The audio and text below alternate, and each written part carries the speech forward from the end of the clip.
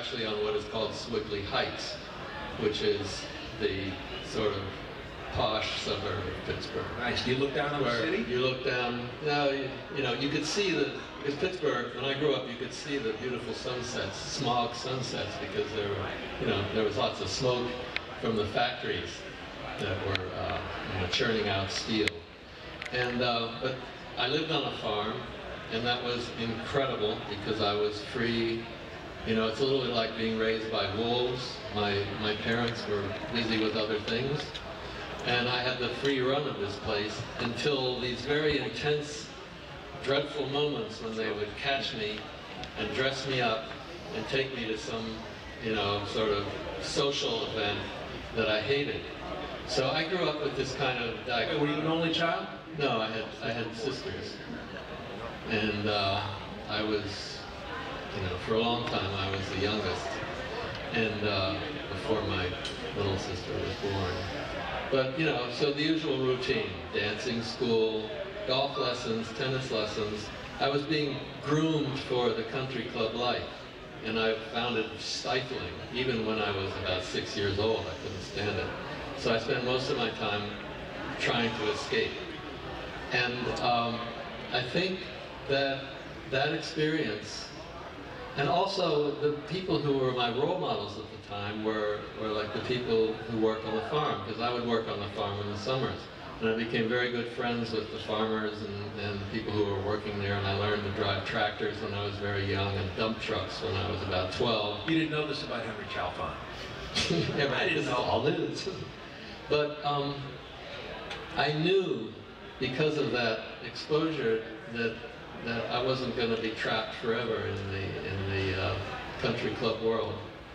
So, and of course, it was borne out in my life that I was not to be condemned to that forever. So I'm very grateful for that. And you know, one of the things that this path that I've taken has done for me is given me a kind of passport, a kind of an international passport into worlds that I never ever would have had access to otherwise. Well, you know, let's spend a little more time, you know, pre-hip hop in your life. You know, you went to college at Stanford, and you studied art. You became an artist. I mean, at what point did all of that happen? And you know, you decided you're going to work in a given medium and the rest of it. Yeah, you know, I went to college, and as a freshman, I was much too immature to actually be in college, and I screwed up. I fucked up my first year, and by halfway through the second year, they threw me out. During the course of the next year, during that freedom, I worked for a while in California. Then I went to, you know, doing odd jobs, and then I went to Europe, and I lived in Italy for 9 months. Which year? 1961. And that opened up a new world for me. My father was working in Israel at the time, so I went to visit him there. And in between Israel and Italy is Greece, and I visited Greece, and I fell in love with Greek art and Greek culture during that period. So when they let me back into college a year and a half later, I had that under my belt as an influence, and I decided to take up Greek literature for the remaining 3 years of my college life. Classical Greek. Classical Greek language. You know, I'm not bad at language, and that was something that I could do. And I found out that I loved the literature. I had taken Latin in boarding school before that, which I found very boring. And Greek is so elemental and so sort of bloody and passionate. Are you talking about the language or the stories that are told? The stories that are told, but the language too. The language is very free. It's almost like the way people speak.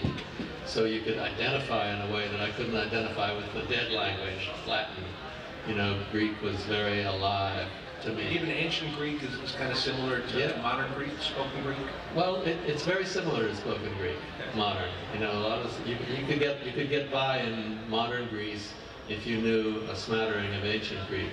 You'd call it, yes, I know, archeos logos, and then people would start yakking to you in modern Greek, and of course, I didn't get it very much. What did you just say, though? What? Oh, the old language. Archeos logos, the old language. Follow along, everybody. Yeah, so where are we? That's where I was. So it was during the course, you know, so I actually finished, I got a degree at Stanford, and instead of going on to grad school, because I didn't want to teach in a prep school or anything like that, which was sort of what would be looming if you had a Greek literature degree. And I was interested in art, and I had taken some courses at Stanford. So when I got out, I went to San Francisco Art Institute and a little school called Giacomo Patri School of Art in San Francisco, and I learned techniques. And then a few years later... Techniques for which medium? Painting techniques mostly.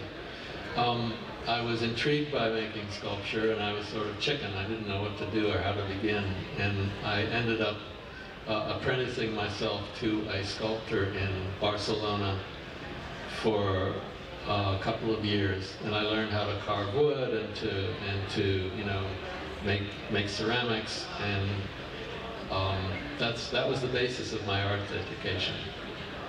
So that's when I came to New York a few years later, that's what I was doing. Oh, you were working as a sculptor then? Yeah, yeah. Okay, so you come to New York in which year? 73. And when was your eye caught by...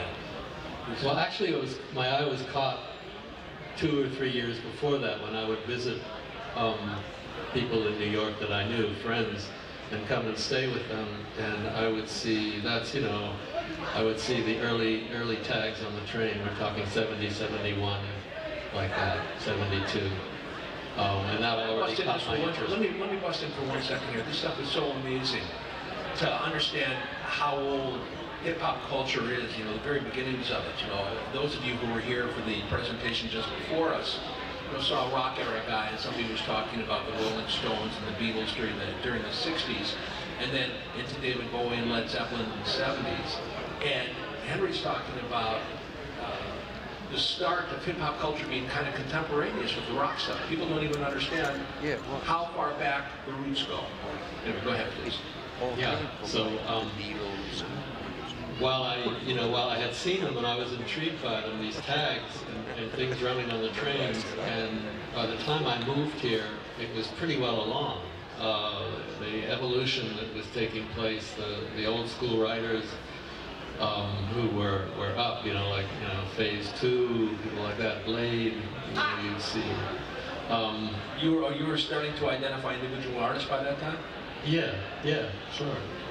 And, what do you mean? Are you sure, Henry? This is very avant-garde. Well, what I'm saying is also there was, you know, there was a book. There was The Faith of Graffiti that went. Oh, Mailer's book? Well, John Narr's book that Mailer wrote the introduction to was out, and of course I went to get that, and I saw that, and I thought, well, somebody at least is taking pictures. And then there was the show at the Razor Gallery that took place the same year, and I went to that show. Like 73? 73, there was a show in one of these Soho galleries, and I went to that. But I didn't meet any writers, you know. I saw them, didn't introduce myself. I had nothing to introduce myself with. I was just like, wow, you know.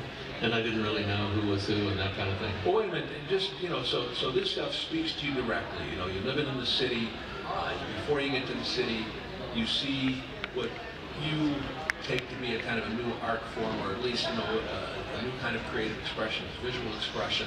You're an artist, you're living with artists in an artist community, I guess, and who of your colleagues, who of your friends were you even able to talk to about this? Oh, you know, actually I would write letters to people, friends who were not in New York, because I would write to them and say, you wouldn't believe what's going on here. And how many of them wrote back and said, you're out of your mind? Yeah, well, they already knew that. So, you know, I really couldn't resist taking pictures after a while. And when I learned the city well enough to see the trains running outside, I thought, wow, now this is my opportunity. I can take pictures. Because before that, I was just running underground, and I didn't, you know, I tried to take pictures a couple of times and with a flash and then an angle and that kind of thing, and it was very unsatisfying. So. I'm just saying, you know, New York is an art world capital. There's always stuff going on. You know, there are territories within the art world. People are doing different things in different media, and you find yourself out of all of that particularly attracted to this emerging form called writing? Right? Yep. Why? Well, compared to, you know, I was making art, right? And I was influenced by the modernists. So the things that well, here, I should probably, ta-da. Henry's talking right now. There it is. He's talking about. There's me in 1967 carving wood, carving a couple of figures out of wood. So, by way of saying, I was doing stuff like that, and then I was doing modernist sculpture, which is abstract and which is very clean line, but also, you know, expressive. You can see like Henry Moore sculptures up by Lincoln Center. There's a nice big one there. Things like that I was doing. In Soho at the time, it was very popular. The big trend was minimal art and conceptual art, which is interesting, but it's also very cold, very intellectual, and kind of platonic. And so I wasn't getting fed by the art that I was seeing around me nearly as much as I was being fed by what was evolving on the trains. So that's what was pushing me. Okay. I don't know, man. I'm waiting, please. Yeah.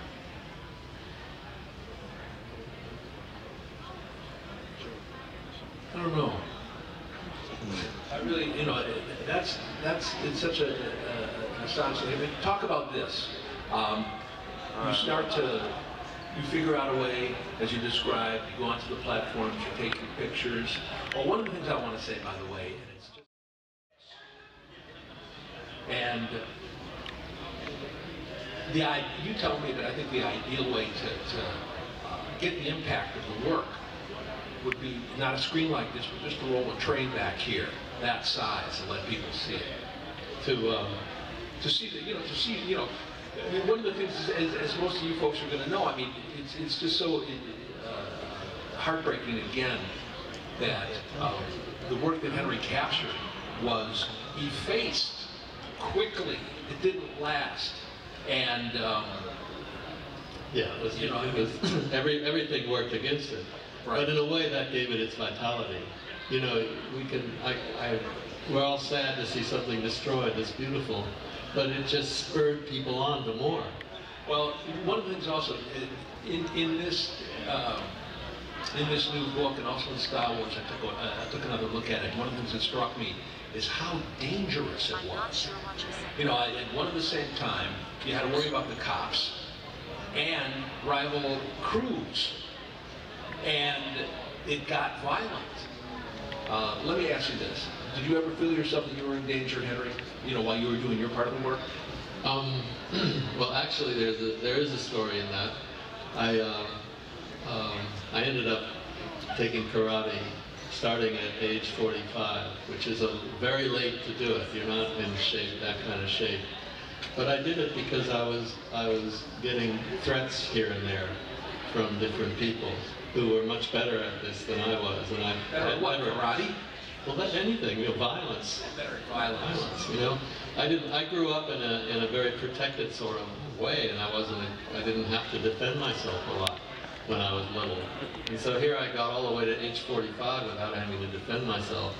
So this is what I'm talking about. You know, this is giving me a ticket into other worlds. I never otherwise would have ended up taking karate if I hadn't felt this threat. I'm not asking you to name names, but I mean, was it some of the other artists? Everybody knows. It was Wasp.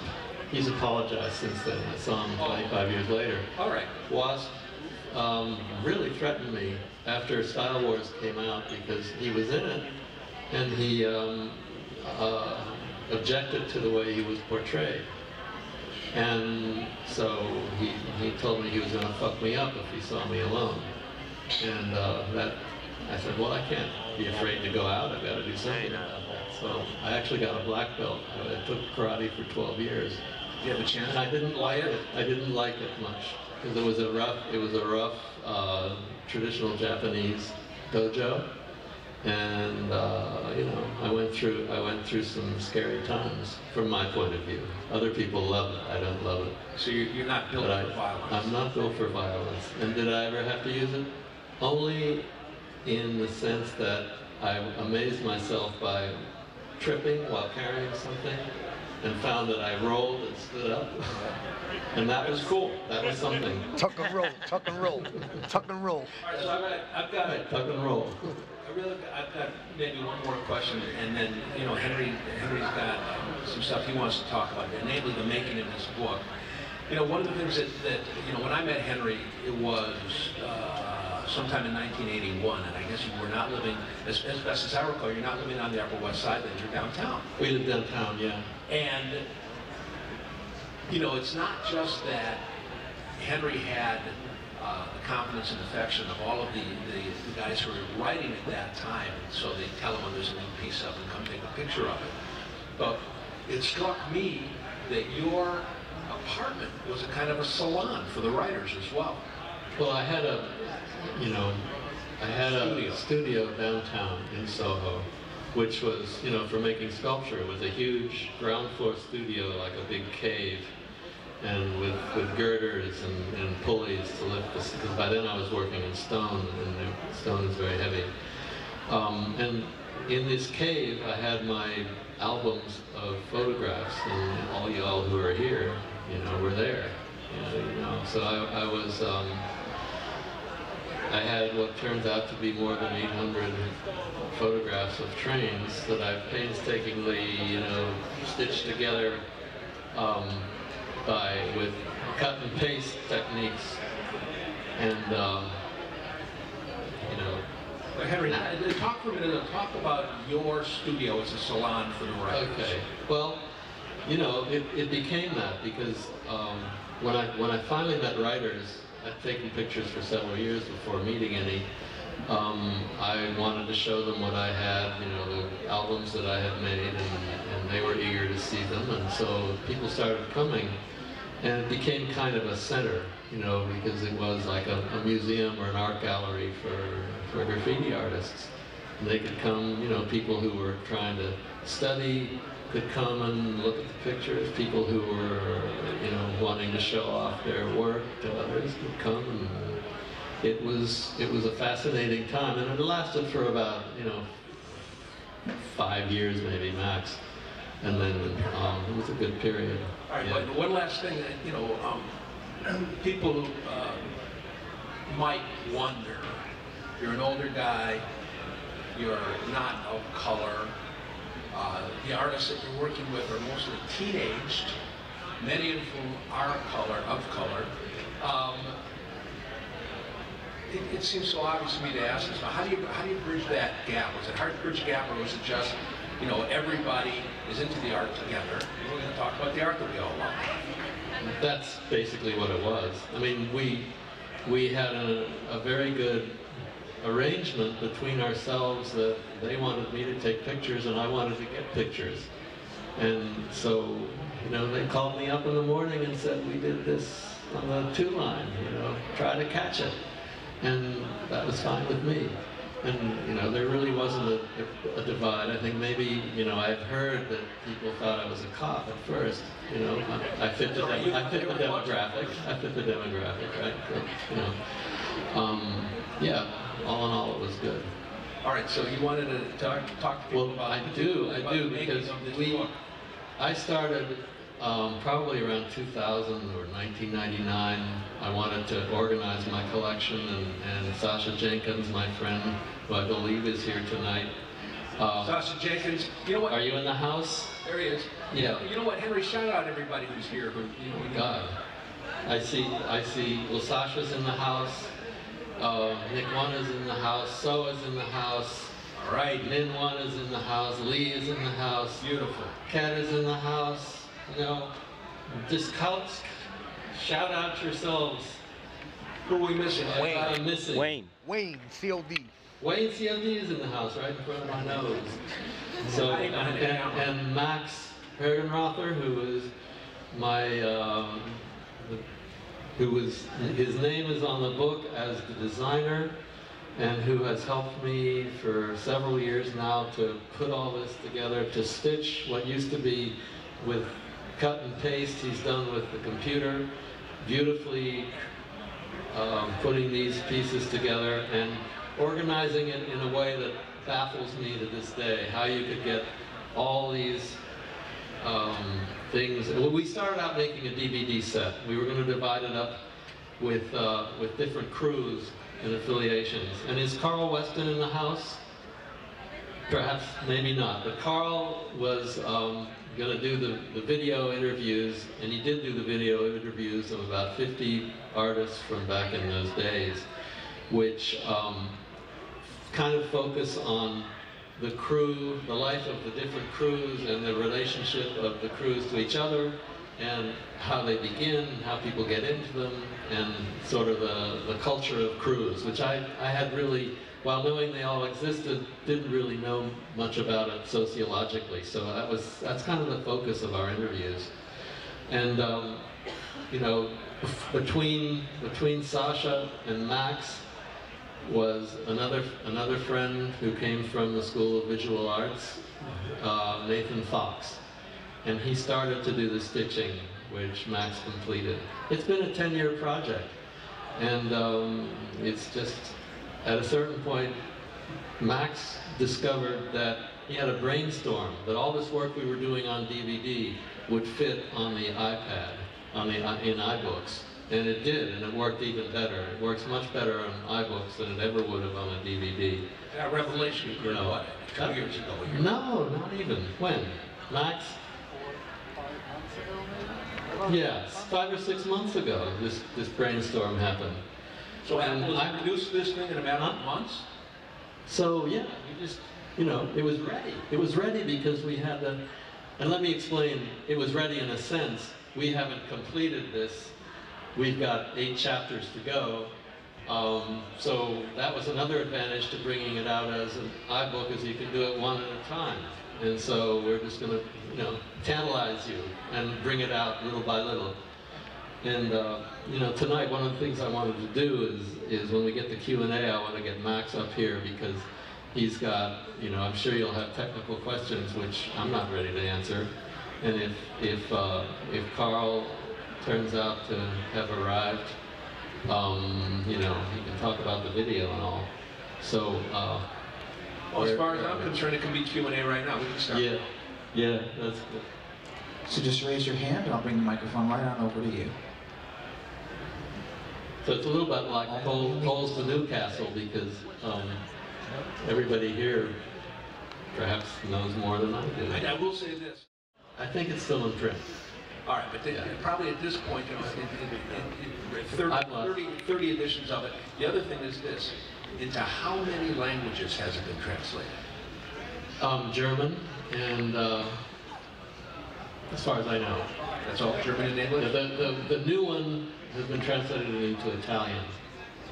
You know, the big one, 25 years. Oh, cool. All right, that's good. But I should say that something which has given me a lot of pride is that in 1987, there was an article in the London Times which said that spray can art was the second most stolen book in England.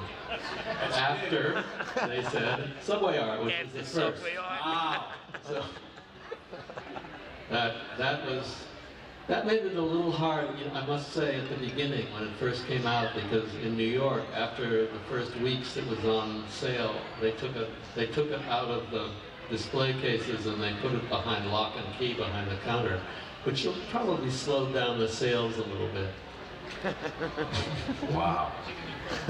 Okay, who else? Questions? Anybody? Oh, come now. I see one in the middle of the third row. Or comments? Hey, Henry. Hi, Michael. Do you still do work as a sculptor, or is your art totally in the photographic video medium? And if so, when did you make that transfer, and when did you stop?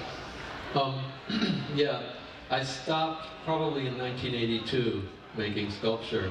at that point I was working with Martha Cooper on the book, and I was working with Tony Silver on the film, and I didn't have any time to do sculpture. And I was also, you know, I think I implied that what I loved what I was making. I did not love the scene that I was in, and the art that I was making was not having particularly great success compared to, you know, the minimalists and conceptual artists that I was surrounded by. I was having a good time. I was in a cooperative gallery with other sculptors, but it ended up being, I was making something that was considered decorative, and you know, people were buying them for their house to be in the, you know, to get along with the furniture or to be in the garden, which is fine. That's also what it's for. But I felt kind of isolated from the world doing that. And so it lost the flavor for me. So I went into this documentarian thing with a lot more enthusiasm from that point. And that lasted for a long time. And I find that now, since I'm, you know, now that I'm, you know, old, right? I have a yearning for getting back to some of my own work, and I don't know what it'll be. I had some fun about a year ago with some building things out of rocks, you know, piling things up and building shapes out of rocks, and I'd like to get to do more of that. So, yes. We have another question to your Yes. left in the back row. Thanks for coming out tonight. I was just wondering, why is it that you never documented at length any of the other elements of hip-hop?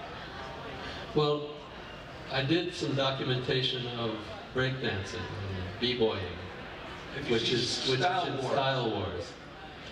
So it's not that I never did anymore. I just didn't.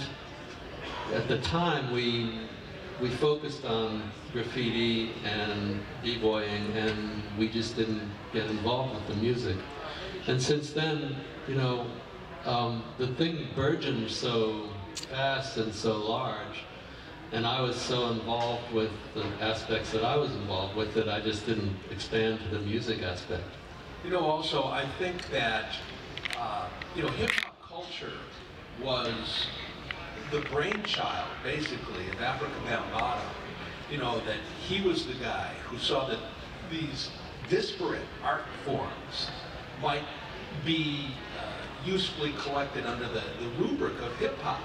You know, you had the GRAFF guys over here, and the MCs over here, and the breakdancers over there, and guys writing rhymes over here, and they didn't always necessarily have anything to do with each other. Everybody had his own particular art form, and he was into it. But, you know, if you talk to Lady Pink today, you know, and ask her what kind of music she listened to when she was, you know, young like that, it's not like she cared anything about rap music. If you say the word rap music to her today, she might slap you in the face. So, in any case, I think that, you know, Bambaataa was right, and that you could usefully say that these previously kind of disparate art forms were all expressions of mostly youth of color right here in this city, and that collectively they should be known as hip-hop. But at ground level, in the 70s and the 80s, it's not like those groups always had a ton to do with each other. There wasn't hip-hop at the time. They were into R&B and, you know, WABC and Beatles even, and things like that. You know, this predated hip-hop. And then you have people who culturally were in a very different milieu, like people like Scene. You know, when we asked Scene what his favorite song was, so we could have a kind of signature song for him, he named The Wanderer and Dion, you know, as his favorite. All right, and that's the whole movie. Yeah. I remember, you know, then again, real quick, I interviewed Curtis Blow from the Daily News in 1980, and he had a hit then with a song called The Breaks. And the story he told me is that he kind of slipped into rapping when he got too old to breakdance. You know, he'd been a teenage breakdancer. Now that he was, you know, 20 or 21 at that point, he was too old to do that stuff anymore. We have another question right here in the second row. Yes. With the release of this iPad edition book, how did you use the iPad to present it? Is it interactive? Can you talk a little bit more about? Now's the chance for Max to come up and speak, if he would. Max Hergenrother, the designer. Hi. So the reason that we chose this platform to do for the book was because in the DVD We put up I'm sorry, I put up the iPad while this is going on behind. Sure. Well, the reason that we chose it was because of the ability to do interactive content. We've been trying to do that with the DVD and trying to make it work on the DVD by using your remote control. We're splicing together pieces of these trains which we were using to the top and the bottom of the screen and being able to pan across so you could actually see them in a large format on your television.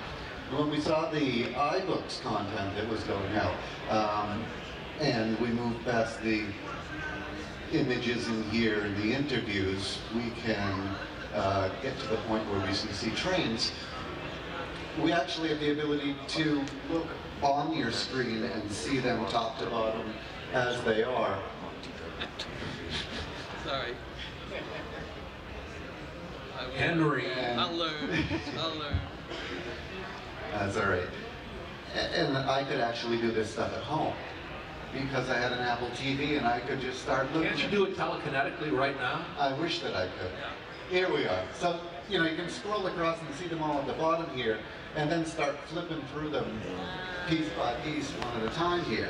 And just like you're seeing it on this screen here, if you have the Wi-Fi connectivity to your television set, you can actually do it at home too. So the first time, like you had mentioned earlier, you wish that you could see them really large, 60 feet wide. Well, I was thinking the exact same thing, and this was the tool to make it happen. And so, with all of the work that we had done in the assets for the DVD project, we had this massive collection of things ready to go into the book. And when I saw what the iPad could do, I thought it was a no-brainer. I asked Henry, and he agreed. Here we are. Is there video content with it as well? Yeah, there is interviews, video content. If we can scroll forward here. I recommend the hell out of it. It's really great interviews. And we have interview content here. I'm Shock 123 and Free World Fan Squad. This is some gangster shit. Yeah, I wrote Doom 123. I wrote Dome for a minute, but there was a Dome. I wrote Dome 56, but there was a Dome that was, he was from, We have 50 interviews with writers from back in those days. And I forgot to mention Bill Rock was down with us. And I think in this particular volume, there are 3 that's where we interviews. started doing our dirt. Baby 168, Shock, marijuana sellers, and Dave. people that were selling marijuana and hashish and stuff like that. So we would rip them off. And we shot it. We shot Shock at the Hall of Fame, and so there were trucks and trains and noise. What else? Any other questions? So another question right in the front row. What's up, Henry? Do you remember what the last day you were on a train station platform taking photos, or even the last subway car that you took a photo of? I don't really remember the last day. It might have been one of the last ones was Blade's last car, because he wanted me to get that very badly, and it was quite, I think it was 83 or 84 that he did that. I don't think I was up there very much after that.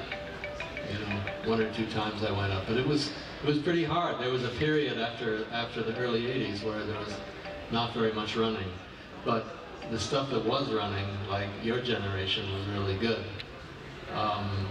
But I was pretty much finished by the time you were really active.